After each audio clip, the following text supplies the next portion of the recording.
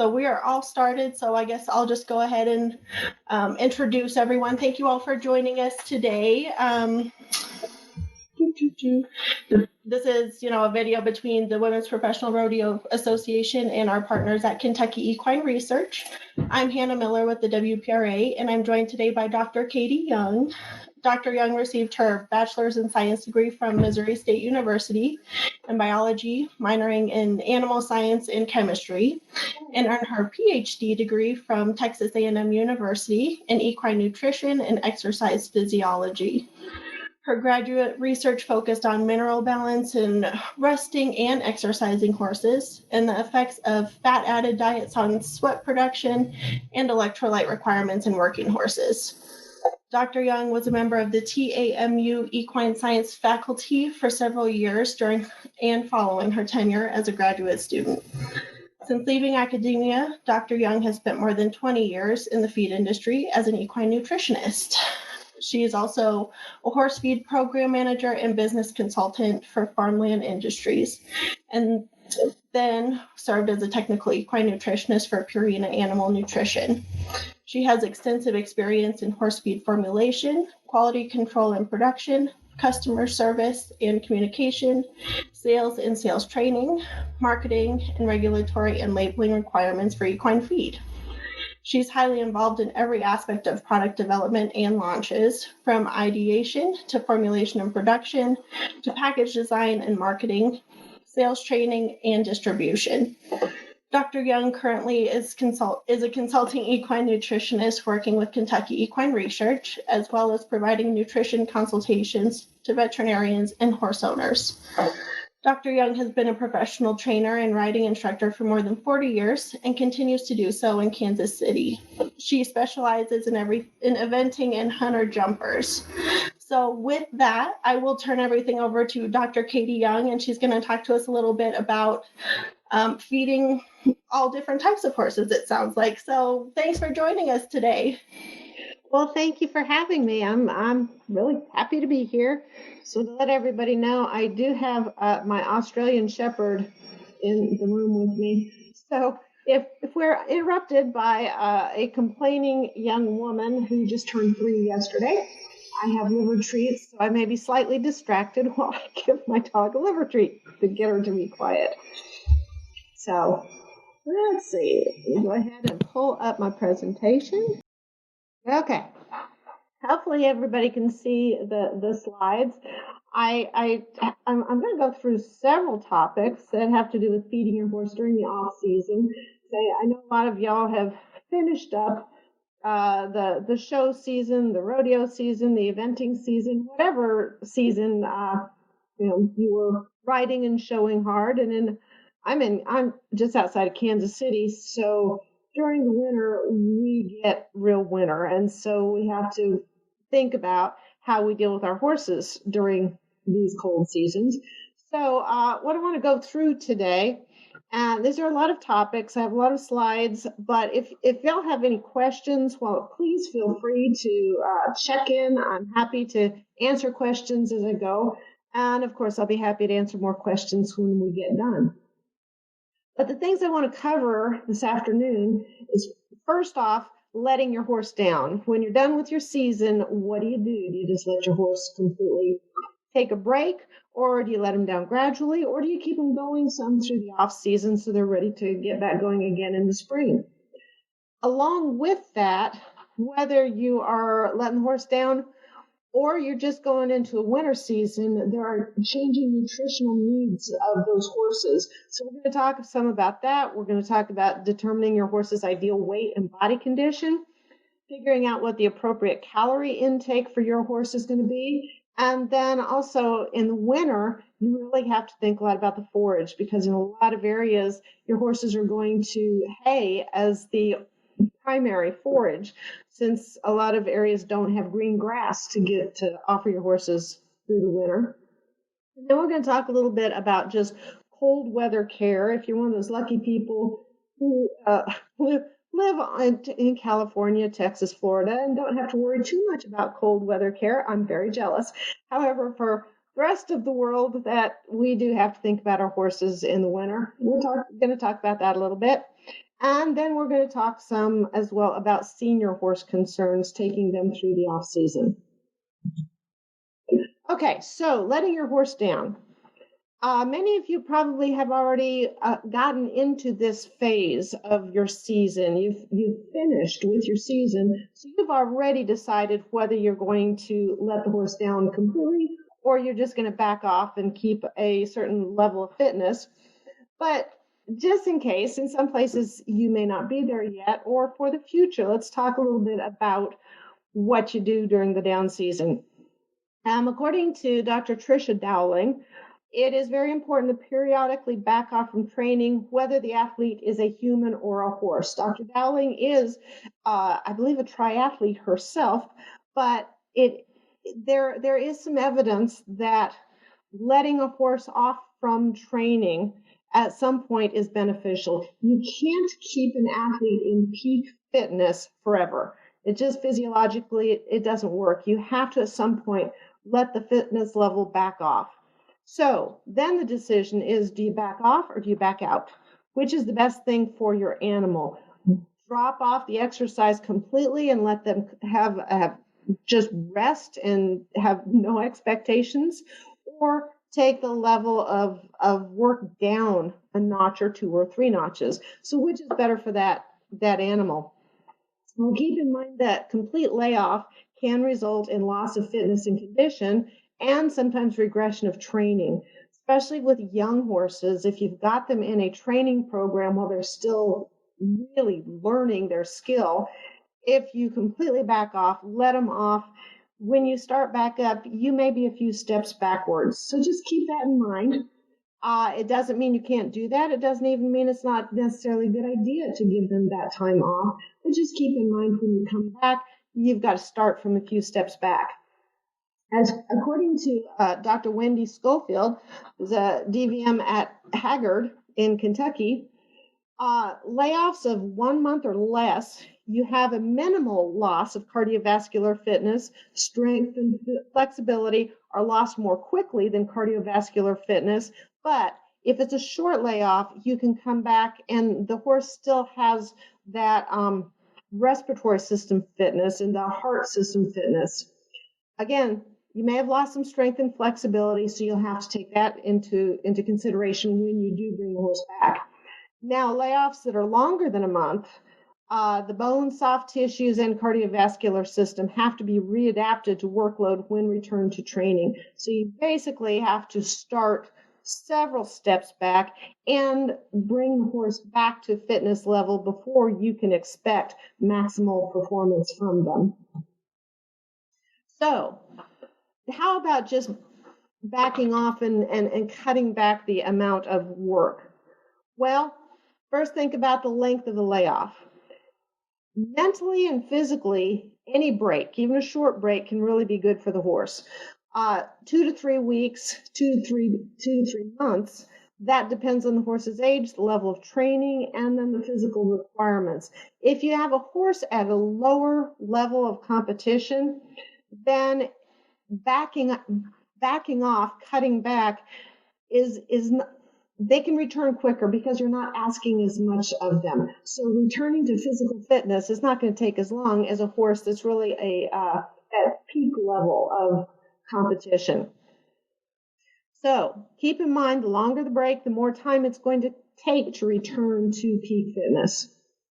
So complete layoff versus reduced program. Should your horse still receive some sort of exercise during letdown? A lot of performance horses do really well with just reduced workload that can maintain a base level of fitness. And depending on the turnout situation, some horses actually self-exercise during pasture turnout. That depends on the individual, it depends on the pasture, and quite honestly, individually, it can depend to some extent on the breed of the horse. Some breeds tend to be more active. And y'all know that you turn out a thoroughbred, and that thoroughbred is going to usually, not always, but usually be moving around, have some activity, maintain a base level of fitness, whereas some of the easy keeping type horses, quarter horses, sometimes Morgans, you turn them out, and they just kind of hang out there by the hay, go digging around in the brown grass, and they're not really spending a lot of time moving and keeping up their baseline of fitness. So again, keep that in mind. If good turnout is not available, then cross training may be of benefit. In cross training, you're giving the horse the opportunity to do something else. So that may be very good mentally. It's going to be good physically. You again are going to keep some base level of fitness going on, but that is another alternative. Gradual reduction of workload versus an immediate transition. It may be really tempting to get done, get off the road, come home, and just turn the horse out. But some horses really do better with a gradual reduction in the workload rather than cold turkey layoff. So gradually reduce the work, reduce the daily work, reduce the weekly work until they're ready to be just laid off entirely, or again, that workload to keep the baseline of fitness going. Now, with this, of course, you've got changing nutrition. As the workload decreases, a horse's nutritional needs will change. One thing, they're going to have lower calorie requirements. When they're not working as hard, they don't need as many calories to support the activity. The other thing, along with calories, some of the other nutrients the horses won't need as much. A lot of times, just backing off the amount of feed to reduce the calories also backs them out on the amount of nutrients. Another thing to think about is a possible change in forage. Of course, going into the winter, as I mentioned before, you may be going to some pasture to just hay as a forage. There may be difference in forage as well when you've got the horse on the road versus when you've got him at home. In some situations, people are changing types of hay during the competition season. You may be feeding a really high quality forage, such as very high quality grass or possibly alfalfa. And when the horse is off for the winter or slow down the workload, you may change to a more moderate quality forage. So those are all things to think about in the changing nutrition. So what's best is to determine what feeding program is going to be appropriate to maintain your horse's adequate body weight and condition through the break. And so that way, when you're ready to get back to work in the spring, you're not dealing with a horse who's either lost too much weight and condition and you have to bring the body weight up before you can really get started. Or on the other hand, if your horse is kind of an easy keeper, then they're gaining too much weight, and before you can really expect them to start exercising and working hard, you've got to get some of that weight back off of them. Okay, so just to kind of give you an idea of how the calorie and some of the other nutrient requirements change, I just looked at a working horse, an 1,100-pound typical size working horse at a moderate workload versus that same 1,100-pound horse at maintenance. So this is a horse that a maintenance horse still is not a completely sedentary in the stall horse. It has some activity factor, but for the most part, that's a horse that's a very low level activity.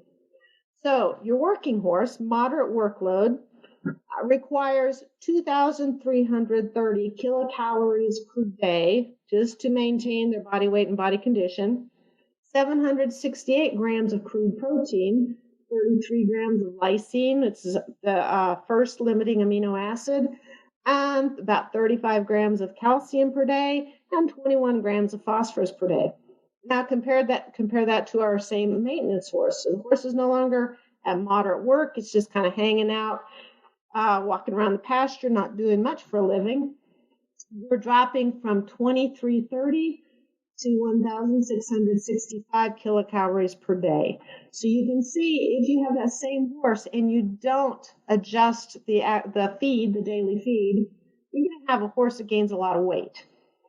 The ratio of calories to other nutrients is not a one-to-one drop. So you can't take the amount of calorie requirement drop and have the same amount of drop of protein, lysine, and other nutrients, but they still do drop. You notice that the crude protein goes from 768 grams a day to 630. Lysine from 33 to 27. So obviously that lysine drop is not as great a percentage drop as the calories. Uh, Calcium goes from 35 to 20. Phosphorus goes to 20, from 21 to 14.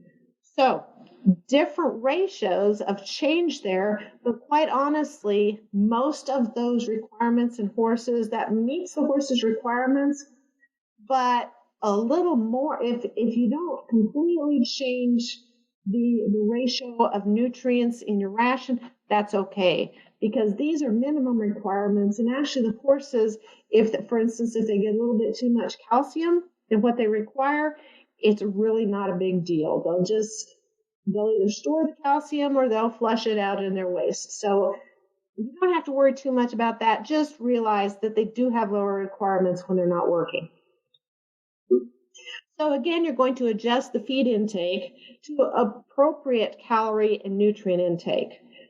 So a couple ways you can do that. You can reduce the size of the grain meals, or you can change to a less nutrient dense feed. A lot of times horse owners don't really think about how many calories are provided in their horse feeds. We think about it in human food all the time. I know that I can eat a lot more lettuce than I can ice cream, because ice cream has a lot more calories. Unfortunately, ice cream tastes a whole lot better, but the calorie density is different in different foods, and it's the same in horse feeds. There are more higher caloric horse feeds versus lower caloric horse feeds.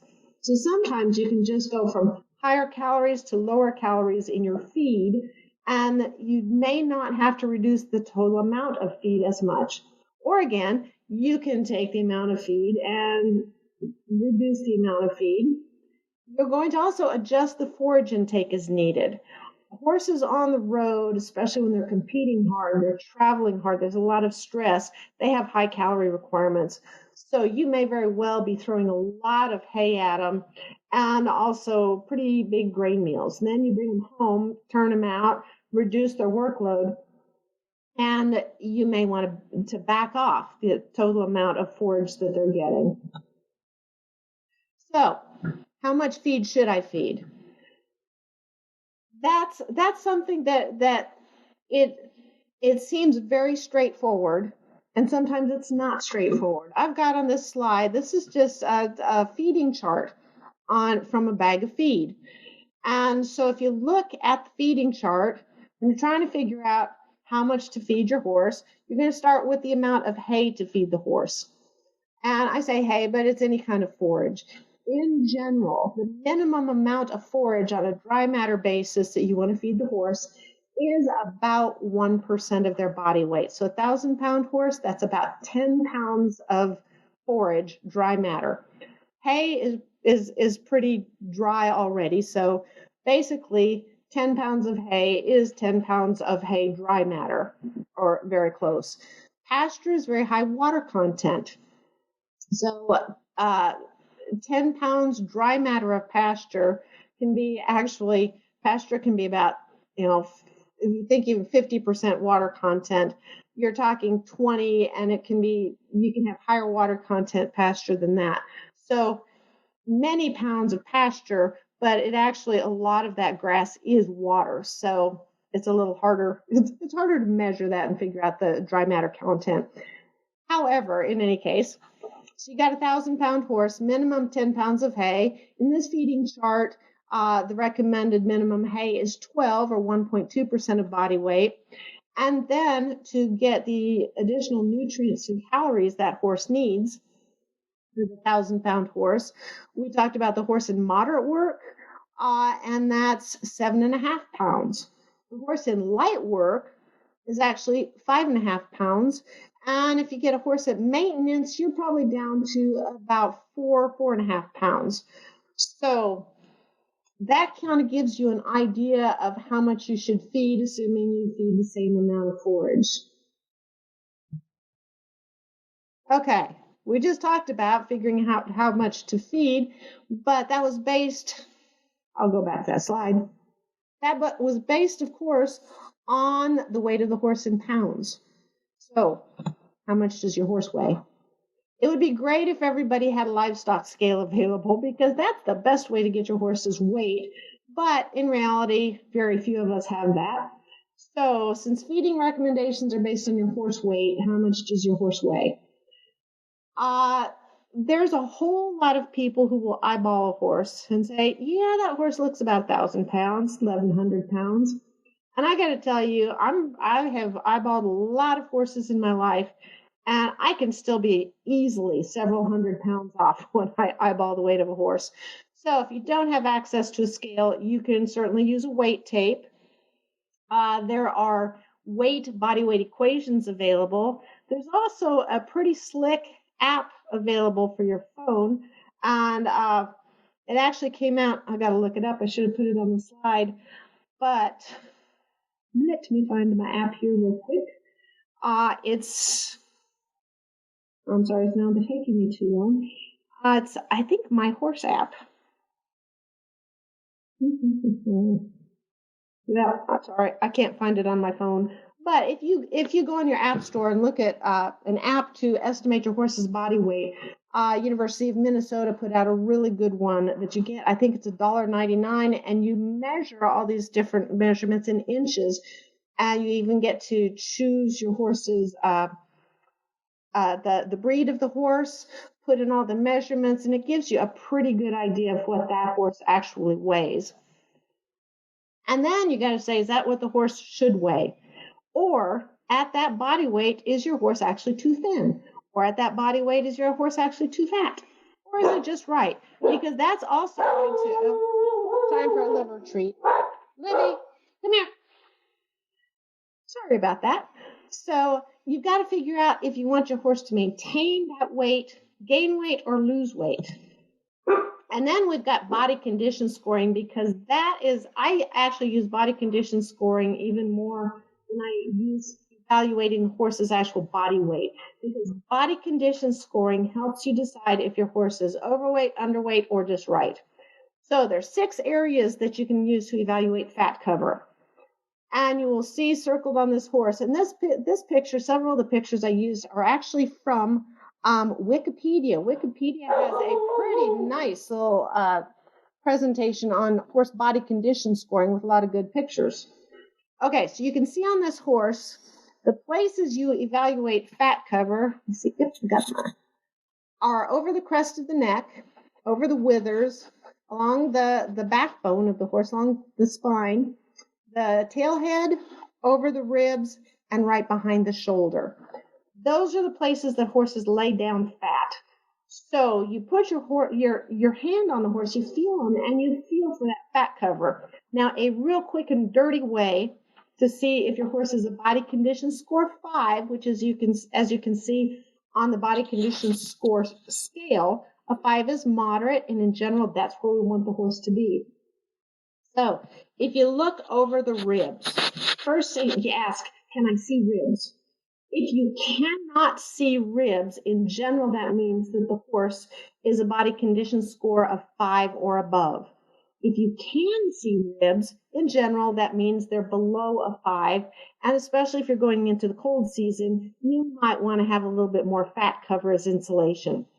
So if you can't see the ribs, then walk to the horse and run your hand over the ribs, because you don't want to see the ribs, but you want to feel them right under the surface. Now, if you can't find ribs, your horse is going to lie to you and say, oh no, that's just muscle. It's not. Your horse is fat. I'm sorry, if you can't find ribs, your horse is fat. And the horse will be healthier if you can get some weight off of them. Even if you're going into the cold season, you can slowly back off and reduce the weight and get them to a healthy body condition score. For really cold weather, I like to see a horse with a little bit of fat cover. So I'm not happy if they're a 5.5 to a 6. When you get to a 7 and above, you start running the risk of metabolic issues and hormonal imbalances and things. It's really healthier for the horse not to even go there. So when you're really working the horse hard, you want to stay right around the body condition score 5. In the winter, if the horse is not working as hard, you can let him get a little bit more fat, but not a whole lot. So here we've got some different horses. We range from a body condition score of about 3 to about 4. I don't know what happened there. Go back. We've got a 5. This is about a 6. This is actually my old man. Boo, this was a few years ago when he was about 29, I believe. And that's about where I like to see a horse going into the winter. And over here we have about a body condition score of 8. This is a horse that is overweight and really needs to get some weight off of him. So, Dr. Young, I'm just going to jump in for a second. I know we're kind of having some issues with your microphone, so I just want everyone to know if you have questions or if there's something that you didn't hear really well, always feel free to comment on these, on this post, and I'll be more than happy to, get Dr. Young's attention. We can go back and kind of go over some things a little bit more and stuff like that. So go back ahead, but sorry guys, some things are technically out of our control, but we're doing our best. Well, sorry about that. I will lean closer to my computer, and hopefully that will help things. Does that sound any better, Hannah? If I'm leaning in? It sounds pretty good. It's just sometimes it seems to go out and be a little muffled, and then it'll come back in and be just fine. So yeah, I just want the viewers to know if there was something that you didn't quite hear and want us to repeat, just let us know in the comments. That sounds good. Thank you. Okay. Ideal body condition score. Some of the things when a horse is lower than a body condition score of 4, and in a lot of athletic activities, people want to just see that outline of ribs. The problem is if you get too far down, you've got reduced energy stores. Fat actually is an energy storage source. And if the horse does not have adequate, stored energy, then they're not going to have stamina. You're going to lose some performance. You can have decreased muscle mass, reduced stamina and recovery, and big thing this time of year, reduced cold tolerance. On the other hand, body condition score of greater than 6, you've got increased dead weight. So if you're still working your horse, it's carrying dead weight that's not helping it. You have impaired thermal regulation. So if the horse, if it's in a warm area, your horse can't get rid of a body heat as well. Excess weight on joints and hooves, and as I said, body condition score of 7 and higher, you've got increased risk for metabolic issues such as insulin resistance and laminitis. Okay, so once we have figured out what your horse weighs, if you want the horse to stay that weight, then we're back to our feeding chart. Well, I should say, if you want the horse to lose weight, you're going to back off on the calories or increase the exercise. It's not rocket science. I would love to tell you there's a magic way to get weight off your horse, but there's not. If you want your horse to gain weight, increase feed. You probably don't want to decrease exercise, but basically just increase the calories slowly. So it's a safe way to increase the calories. When you are body condition scoring, for every body condition score in a typical horse, that's 40 to 50 pounds of weight. So I've heard people say, man, on this trip, my horse lost like 200 pounds. That's 4 body condition scores. That's a lot. That means your horse went from maybe a 6 to almost emaciated. So it's usually not that much weight. 1 body condition score, 40 to 50 pounds. But again, you want to keep them right around that 5, and in the winter, maybe a little bit higher. Okay, so we figured out the weight of the horse. If you want to gain weight, if you want to lose weight. Now, how much feed do you feed?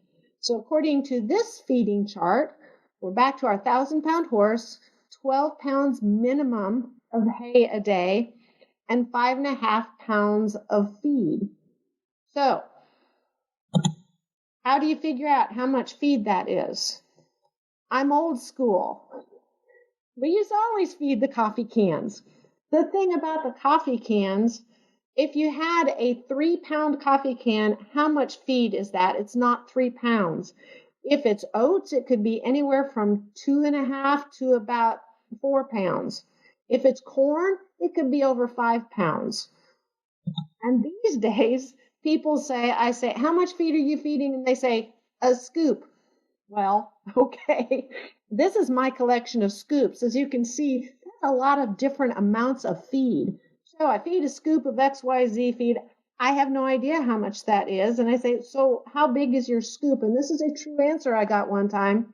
I said, how big is your scoop? And they said, oh, it's that red scoop that you get from the feed store. Well, that doesn't tell me very much. So you got to feed by weight and not volume. It's really simple to do. You can get this on the right side. That's my own little expensive kitchen scale that measures to the gram. Or you can just go get a fishing scale. You can get a luggage scale, and you put your feed in. I usually use a handle-tied tall kitchen garbage bag. And I put the scoop of the feed in the garbage bag, hang it on the scale, and then I know how many pounds of feed is in that scoop. And you also have to think about your hay. How much hay is your horse getting? If you've got an easy keeper that you're trying to get weight off of and you don't figure out how much hay, man, those suckers can sit there and they can mow their way through free choice hay. And if you don't know how much hay and you just give it free choice, it gets almost impossible to get weight off of a horse. And sometimes with hard-working horses, you may think you're giving them more hay than you actually are. And if you actually go and weigh a flake of hay, that flake of hay may only be 2 to 3 pounds. And typically people think, 2 to 3 flakes. Well, if the flake is only 2 to 3 pounds, you can only be feeding 6 to 8 pounds of hay, which that's not a whole lot of hay when you've got a really hard-working horse. So weighing your feed and weighing your hay is a really good way to start figuring out exactly where your nutritional program ought to be. So, and speaking of hay, in the winter months, hay tends to be the primary forage source in a whole lot of the country. And a lot of times horse owners really don't have a good idea of how much nutrition their hay is actually providing. And the nutrition provided by that hay is determined by the quality of the hay. So how do you evaluate the quality of the hay? Of course, you can take samples of your hay and send it in for analysis.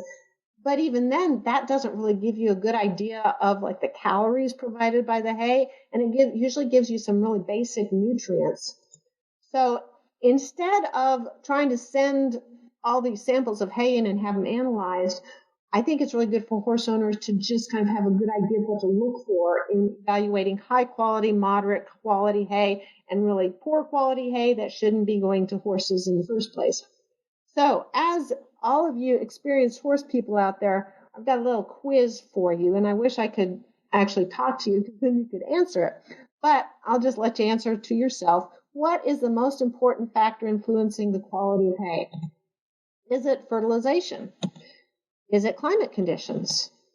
About age, how long it's been since that hay was cut? Storage conditions, was it inside? Was it in a barn? Plant species, alfalfa, timothy, orchard grass, how much effect does that have on the quality? Or is the answer none of the above? Because the answer is none of the above. The true answer is the maturity at time of harvest. How mature was that plant when it was cut? I don't care what species it was. When people say, what do you think of this hay? I say, how old was the plant when it was cut?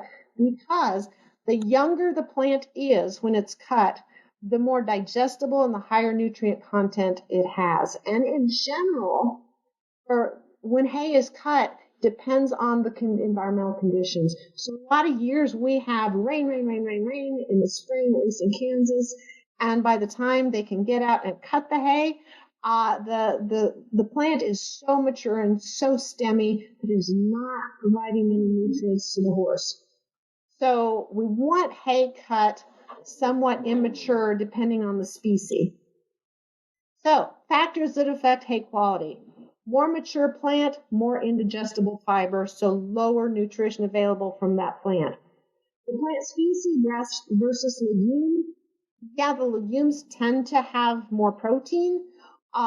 They tend to have more calcium, but those nutrients aren't always available in the horse's digestion and absorption, so that really doesn't usually affect the quality as much as horse owners think it does. Legumes do tend to have higher calorie, but a moderate quality legume hay versus a very high quality grass hay, Horses may be getting more nutrition from high quality grass hay. It really just depends on the maturity of the plant when it was harvested. Fertilization primarily affects yield at a given maturity. So if you fertilize a field, you get more pounds of hay per acre. It does not necessarily affect the actual nutrient content of the hay. Climate conditions, excessive moisture, or drought can affect the lignin or indigestible fiber content, so that can affect the total nutrient content.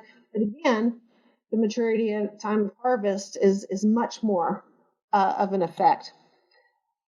Age, time since cutting, and storage conditions, if the hay is stored outside, inside, gets rained on, sunlight, that really primarily affects the vitamin content. Some of the vitamins are really, vitamin E and vitamin A are very high in green grass. But once that grass is cut and becomes hay, those fat-soluble vitamins are not very stable, so they lose activity fairly quickly. So if your horse is on a primarily forage diet, you really might want to consider supplementing fat-soluble vitamins, especially vitamin E. I got to have a shout out here. Kentucky Equine Research has a supplement called Nano E that is a water-soluble natural source of vitamin E, and it is an excellent vitamin E supplement if the horses are on a primarily hay diet. It's something you might want to consider. So how can you, without analyzing the hay, what are the characteristics that you can look at hay and say, this looks like pretty good quality versus lesser quality hay? Look for a high leaf to stem ratio. The more leaves, the less mature the plant was when it was cut. That pertains to alfalfa, but it also pertains to grass hays. Some of these grass hays, coastal Bermuda grass, if you're down in the south, you can actually look at the blade of grass at in the bale of hay, and you do want to see a little bit of broadness to it, some leafiness, because coastal Bermuda grass, it's great hay when it's fairly immature. And I've got a good friend that says when it's over mature, it becomes dental floss. So you want to see a little bit of leaf even to that grass hay. Smaller diameter stems are less mature plants. You don't want to see a lot of seed heads or blooms, especially seed heads in the grasses. You see those seed heads, and that's pretty mature, overly mature grass. It should feel pliable and soft. When you grab a handful of it, it shouldn't be all prickly and sticky. It should be soft in your hand, and that means it's less fibrous. Some other factors, you want it to smell fresh, you want it to look good, you want to see some green. You want cleanliness. You don't want a bunch of dust, you don't want mold, you don't want trash, beer cans. You want good, clean hay for your horse to eat. And the color, you do want to see that nice green color. If the outer surface is kind of yellowish, that sometimes just means the hay bales were sitting outside for a bit, but you open it up and it's still nice and green inside. So that the outside oxidation isn't really a problem. If it's yellow or brown all the way through, that's either hay that's been rained on, or it's really old hay. It's not going to be as good for the horse. So some considerations in hay. If possible, choose your hay according to your horse's individual needs. So if you have a really hard keeper, you want really high quality hay because it's going to be higher in calories and other nutrients. If you have an easy keeper, you may not want the best quality hay because that may be too many calories for your horse. Your horse may get obese on that. So for an easy keeper, more moderate quality hay, you don't want to feed any horse poor quality hay because that they're going to get few nutrients out of it. And that highly fibrous, poor quality hay actually may lead to a bigger risk of impaction colic in your horses. So stay away from poor quality hay. For performance horses, reproducing horses, your brood mares, your working stallions, for growing horses, you probably want higher quality hay. And if you have medical issues, if your horse is sensitive to soluble carbohydrates, that may affect your choice of hay type, which grass type or alfalfa. And again, if they're sensitive to soluble carbs, higher quality hays tend to have higher soluble carbs, except alfalfa. Alfalfa is actually very low in soluble carbs and sugar and starch. But for those sensitive horses, you want a little bit lower soluble carb content. So if the only thing you have available is a grass hay that tends to be high in soluble carbs, the cool season grasses do tend to be higher in soluble carbs. You always have the option there of soaking the hay and then pouring off the water, and that does some of the soluble carbs do actually dissolve in the water, and then you pour them off. But also keep in mind that other nutrients are soluble, so you can be losing some protein and some minerals as well. And you want to be sure you're supplementing to make sure that that horse is getting adequate nutrition. And once you've got your hay set, then choose an appropriate feed to match the hay and meet your horse's nutritional requirements. What about easy keepers? This was a really easy keeper. This is Klinger the Halflinger, and Klinger would stay fat on air. So if your horse maintains body weight and condition on forage hay without needing any additional calories from feed, whether you feed them to make sure they get their nutrients met, well, you can either use a ration balancer, which is designed high protein, high vitamins, high minerals, so only 1 to 2 pounds a day provides all the extra nutrients they may not be getting from their forages, or a good balanced vitamin mineral supplement that is designed for horses. Cattle supplements are not appropriate for horses. You want a horse supplement. And again, KER has an excellent vitamin mineral supplement called Micromax that you can order and give to your horse. In that way, you can help ensure that they're getting the nutrients, because forages don't usually have all the nutrients horses need, especially if you're wanting them to be peak performers. Dr. Young? Yes. Someone had a question. It seems like you might have cut out when you were talking a little bit about alfalfa. Yes. And then could you kind of go over that just a little bit more? Just kind of go over alfalfa, and I can't remember all what you were talking about, but yeah, and then stay a little bit closer to the mic. Sorry, No, I you're wiggle good. a lot. Okay, alfalfa versus the grass hays. It's kind of funny. In some parts of the country, alfalfa is magical. In other parts of the country, alfalfa is evil. Alfalfa is a good forage. It tends to be higher in calories than grass hays. It tends to be an analysis. It's higher in protein and calcium than grass hays. But in reality, not all that protein and calcium may be available in digestion and absorption. So for the people who worry that their horse is getting too much protein or too much calcium, research has not really shown that to be a problem with alfalfa. So again, it's a little bit higher calorie than grass hays in general. Let me call my dog over and give her some liver. Livy, come on. And the other thing on alfalfa is that it tends to be low in soluble carbs. And there are a lot of times that people with horses that are sensitive to soluble carbs are really worried about alfalfa. But again, it's low in soluble carbs. It's just higher in calories. So if your horse is sensitive to soluble carbs because it's obese, you may not want to feed alfalfa because it's higher calorie. So hopefully that answered your questions about alfalfa. I've used a lot of alfalfa. I've recommended alfalfa. Again, it's not magical. It's not evil. It's a good forage source, and in a lot of feeds, it's a really good ingredient. So hopefully that answered the alfalfa questions. That was perfect. And yeah, when you're closer, you cannot really cut out. So that's perfect. Oh, I think the Amazon person is delivering a package. So that's always fun. Okay, so let's get into cold weather care.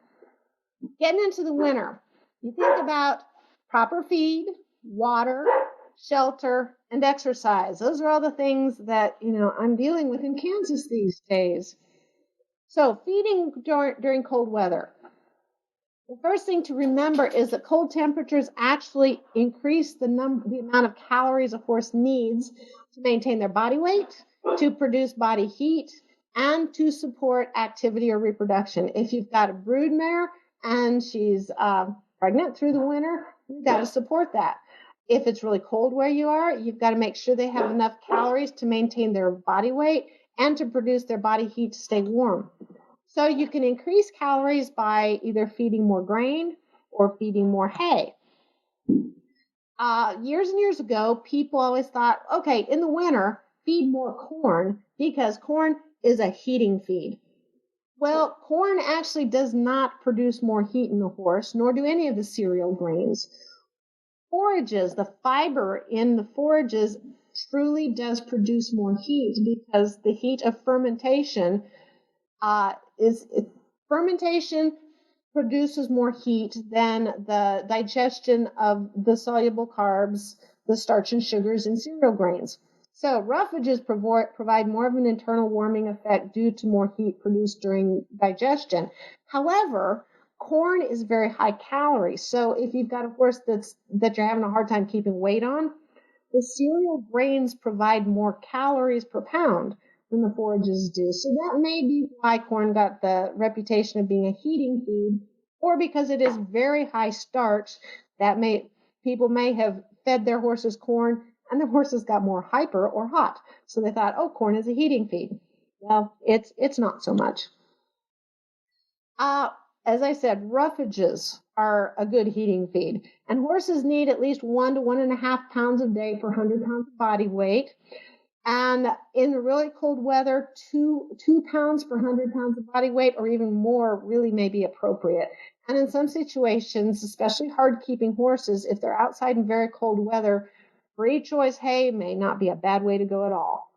Now, keep in mind, voluntary intake of lower quality of hay is less than for better quality hay. So you can throw out a whole bunch of poor quality hay and you still may see that your horse is thin. It's less digestible, provides less nutrients, and the horse won't eat it as well.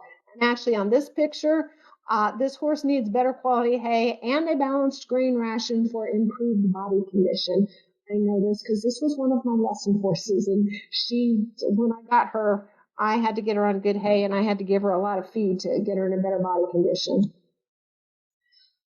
Feeding during cold weather for horses. Horses have a different critical body temperature than humans do. Horses can handle a lot colder weather, but the critical temperature, below that temperature, they have to produce additional heat to maintain their internal body temperature. For a mature horse in good flesh with a good winter coat, the critical temperature is 15 degrees Fahrenheit. I can tell you my critical temperature is a lot higher than that, but for a horse, only 15 degrees.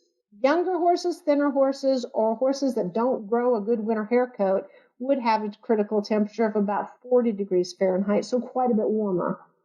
So when it gets really cold, horses may need additional feed because they're going to burn more calories to maintain body heat. You can try to get that in them with forages, but remember, grains have more calories per pound. Forages are great for just producing more internal heat, but if you need more calories, the grain provides more calories. Horses require 15 to 20% more calories for each 10 degrees below the critical temperature. So, thinking about that, you're going to want to feed an extra 1 to 2 pounds of the grain ration to non-working horses when it gets significantly colder. Working horses may need an additional 2 to 3 pounds of feed to maintain body weight in cold weather and support their workload. So, as I mentioned before, in cold weather, I like maintaining horses at a body condition score of 5 to 6.5. And horses in that moderately fleshy condition require less dietary energy for maintenance in cold weather than thin horses. And remember, fat provides some insulation to help keep them warm. Feeding suggestions then. During the cold months, higher calorie feeds may be beneficial to meet the horse's increased requirements. And if hay quality is poor or horses have problems eating enough long-stemmed roughage, for instance, they have dental conditions, a complete feed with built-in roughage or a forage substitute, such as beet pulp, a hay stretcher product, pelleted hay, cubed hay, some type of forage substitute may be needed. Water. There are a lot of people out there who think that horses can eat enough snow to meet their water requirement in winter. And that is not true. A horse can't physically eat enough snow. Further, the water should be between 45 and 65 degrees Fahrenheit to encourage drinking. Horses don't like water as much when it's really warm or when it's really cold. And in the winter, Just breaking the ice off the water leaves really cold water. And if the horse is not drinking enough water, the horse is going to drink less. It decreases hydration in the gut. It increases the risk of impaction colic. It also may eat less feed, and then it starts losing weight and body condition. And so you end up on this downward spiral that can get really hard to get the horse back up, gaining more weight in better condition, and that can all be due to just the temperature of the water. So if a horse is forced to drink very cold water, its calorie requirement increases to provide energy to warm the water to body temperature. So the take home from that, provide clean, fresh water that's free of ice at all times. A lot of times it's a lot cheaper to just use a heated water bucket or a stock tank heater if necessary, rather than trying to increase the feed to make up for the cold water. A lot of people like warm bran mashes. Bran mashes, it's a myth that to think that a bran mash helps keep a horse regular or reduces the risk of impaction colic.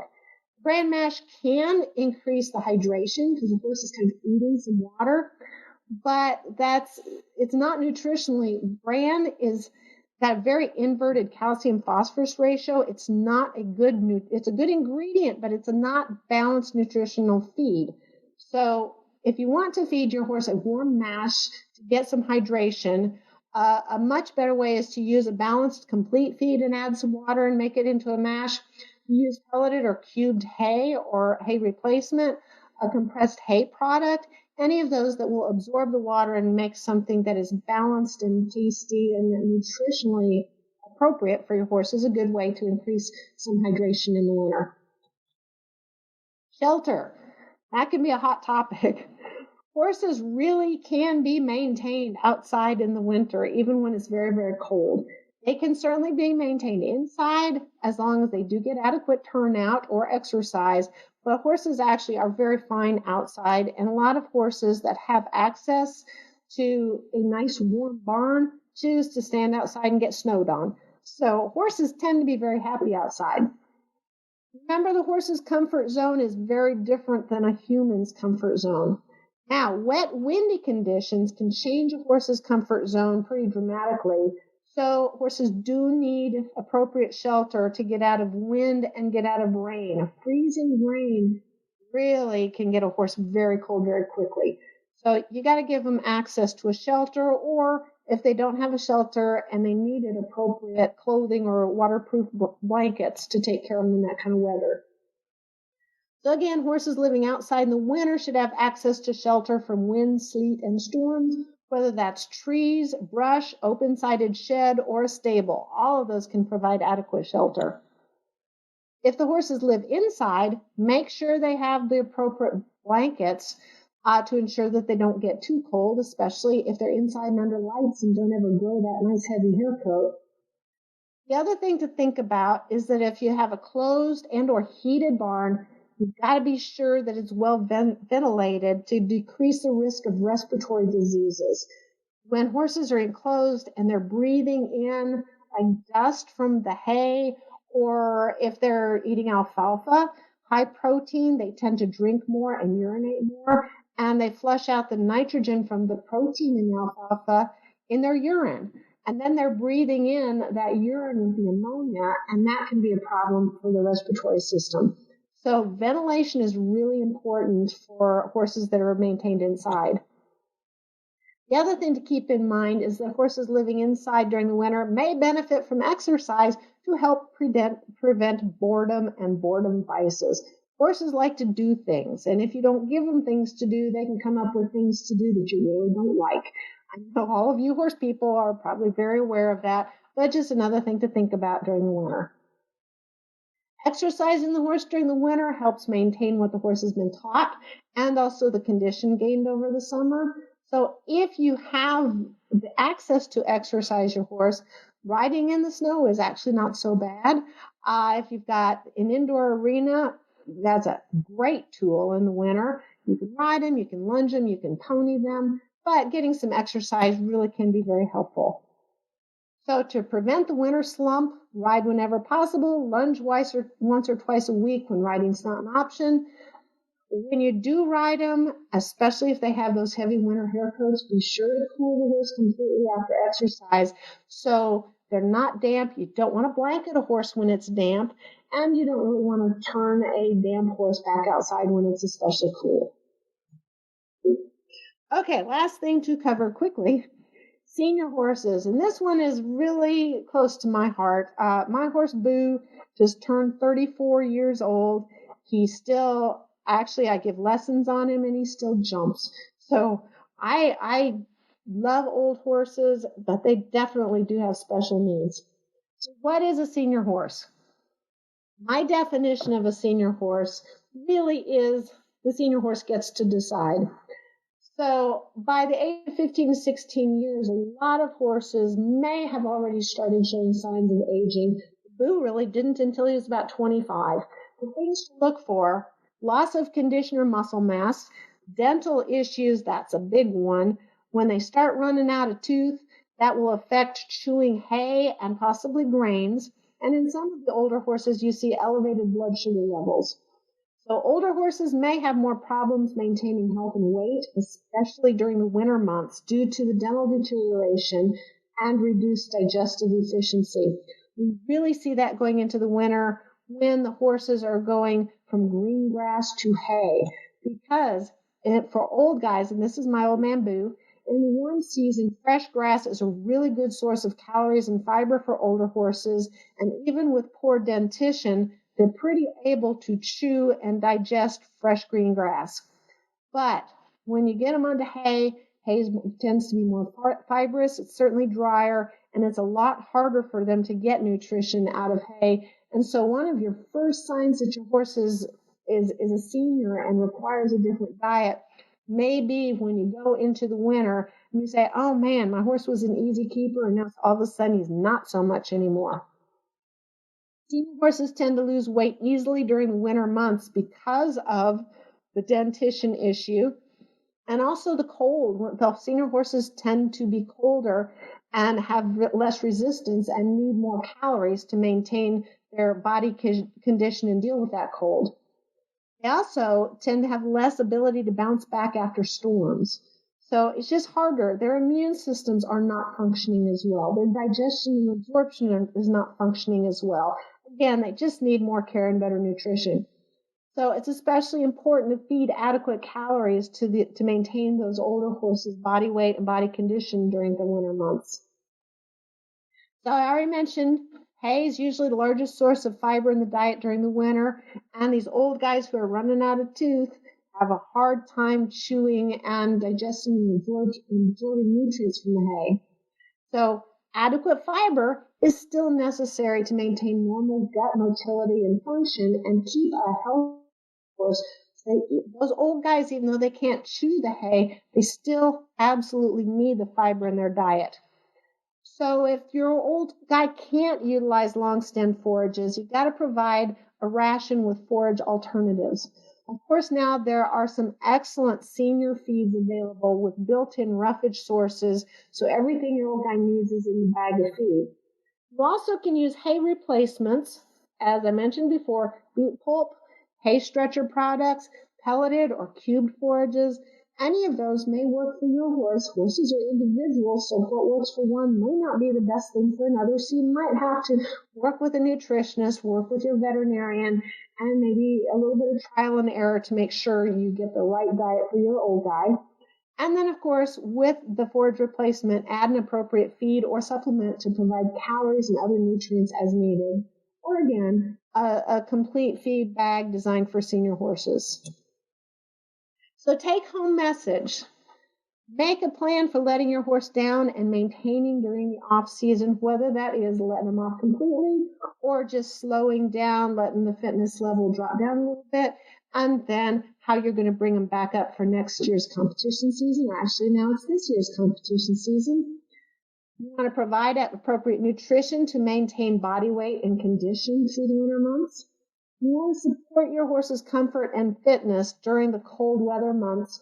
Whether you keep the horse inside or outside, just make sure they've got appropriate shelter, appropriate water, and of course, appropriate nutrition. And finally, Senior horses have special nutritional needs, and especially through the winter season. So last little take-home message, for all of you WPRA members, you get 10% off any KER products online with the code WPRA 2020, and that is good through the end of this month. And KER is also having a January promotion. You can get, if you need an excellent vitamin E supplement, Nano E is available online, 15% off with the code MUSCLE121. So thank you very much for your time and attention. And are there any questions that I can answer for you? Yeah, we'll give them a minute to, comment in with any questions they might have. If you guys think of any other questions, you're always welcome to send a message to the WPRA Facebook page or Kentucky Equine Research's Facebook page. They've got tons of information, tons of articles, and all that kind of stuff on their website that you'll want to check out. And then, you can always come back and take a look at this video, which you can see all the slides and all of this great information. And I don't see any questions at this moment. So I think maybe we'll just end here. And I really appreciate everyone for, coming in. And like I said, if you have questions, let us know. I apologize for, not having the sound as good as it could be. So always, feel free to take a look at this video again and take a look at the slides. And Dr. Young, is there anything else that you wanted to add? Good luck to everybody through the winter, and hope y'all have a wonderful 2021. All right. Thanks, guys. Bye. We'll see you next time.